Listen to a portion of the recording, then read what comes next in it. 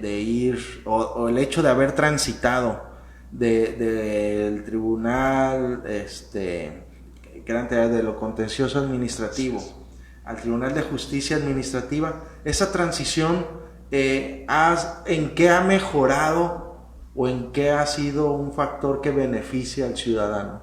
¿Hay algún beneficio en eso o simplemente se le cambió el nombre? No, ha sido un cambio muy sustancial. En efecto, como tú mencionas, antes era Tribunal de lo Contencioso Administrativa con facultades y atribuciones muchísimo más acotadas que las que tenemos ahora. Uh-huh. El tribunal actualmente, para empezar, se reconfiguró. Antes estaba compuesto por un magistrado, ahora está compuesto por 3 magistrados.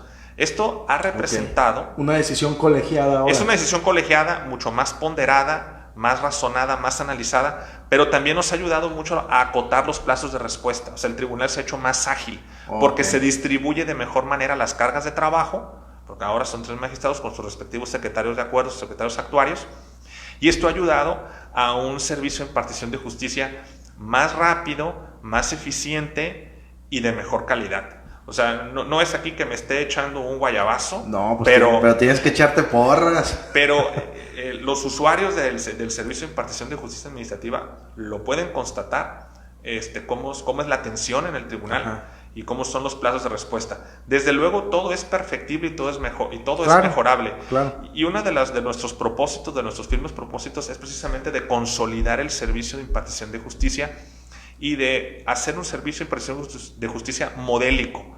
Para eso necesitamos muchas cosas. En primer lugar, sí estamos sujetos a una fuerte restricción presupuestaria. El año pasado fue muy complicado para todo el sector público gubernamental en el Estado. O sea, fue terrible el cierre del gobierno anterior y los pasivos que hubo. Hablas por la falta de recursos para los organismos, ¿verdad? Es correcto, por la falta de recursos. A pesar de eso, fuimos de las pocas instituciones públicas en donde no se dejó de pagar a los servidores públicos que prestan sus servicios en el tribunal. O sea, a pesar de todo. Pero sí estamos muy limitados presupuestalmente y necesitamos el apoyo en este caso, de los representantes de la soberanía popular, del Congreso del Estado, para poder aumentar el presupuesto del tribunal para el siguiente año, para efecto de ampliar precisamente la cobertura del servicio. A ver, ahorita vamos a meter en un tema así, medio quisquilloso. A ver, Andrés. Cuando hacemos un tema, analizamos un tema para determinar qué presupuesto debe de tener cada organismo autónomo, el poder ejecutivo, el legislativo, el judicial, los ayuntamientos, cuando se toman esas decisiones de cómo o para quién sí darle recursos, a quién más, a quién menos,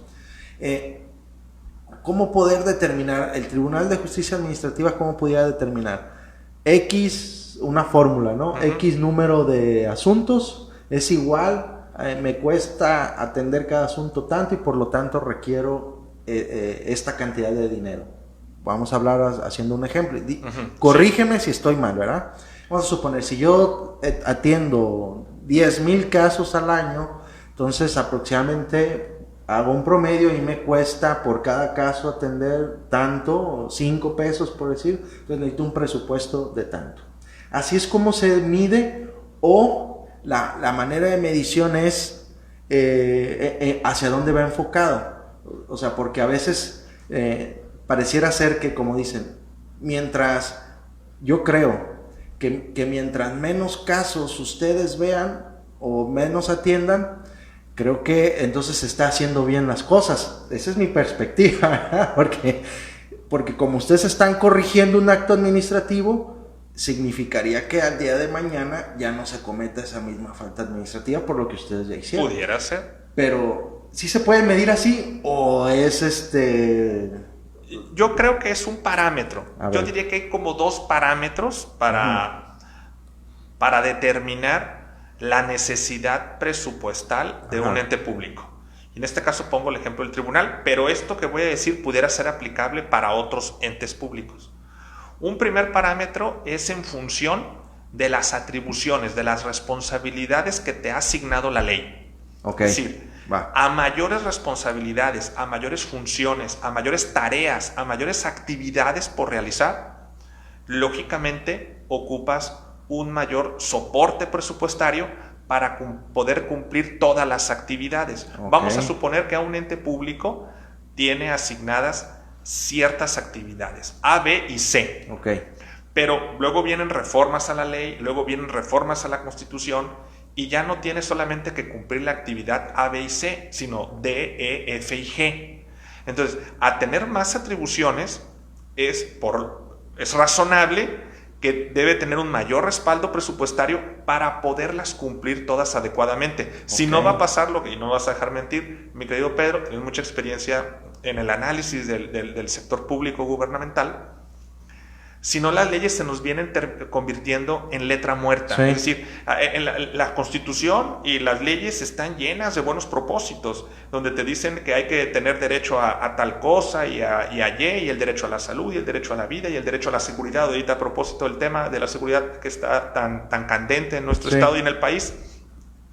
Pero si no dotas a las autoridades encargadas de ver esos temas de las herramientas necesarias para poder cumplir su función adecuadamente, pues precisamente lo que dice la ley, que te otorgó más atribuciones, se va a venir convirtiendo en letra muerta. Okay. O no se va a cumplir con la expectativa que requiere la sociedad. Ese es un parámetro. Ok. Pero entonces, vamos a tomarlo como tú lo dices. Es un derecho que tenemos como ciudadanos a que exista esa parte en la que ustedes realizan, de que nos ayuden a defendernos ante un acto u una omisión que haya hecho una autoridad. Así es. Estatal. Para que ustedes puedan funcionar, como es un derecho, como ahorita decías, el derecho a ese, el derecho a la justicia, el derecho a la educación, el derecho a la salud, termina siendo que para que esto pueda operar como derecho, necesita, como dices tú, herramientas, recursos. Eso significa que no es gratis, ¿verdad? O sea, al final de cuentas termina costando un recurso que por medio de los recursos públicos se determina cuánto dinero se manda. Así es. Entonces, si le doy más atribuciones al Tribunal de Justicia Administrativa, o a cualquier otro, le doy más atribuciones al Poder Judicial, como la reciente reforma en materia laboral, por ejemplo. En materia laboral, que ahora ellos ya tienen esos... Y ocupan un apoyo presupuestal importante. Y se ocupa el sector salud más recursos para atender una demanda, un problema de pandemia como la que vivimos. Entonces, termina siendo lo que me estás platicando, es que estamos a expensas de que quienes toman la decisión de repartir esos recursos tengan una visión de apostarle a esos temas, ¿no? Porque quienes toman las decisiones de hacia dónde vamos a destinar más recursos, pues termina siendo el poder legislativo. Los diputados son los que dicen qué tanto dinero se presupuesta para el ejercicio fiscal del siguiente año.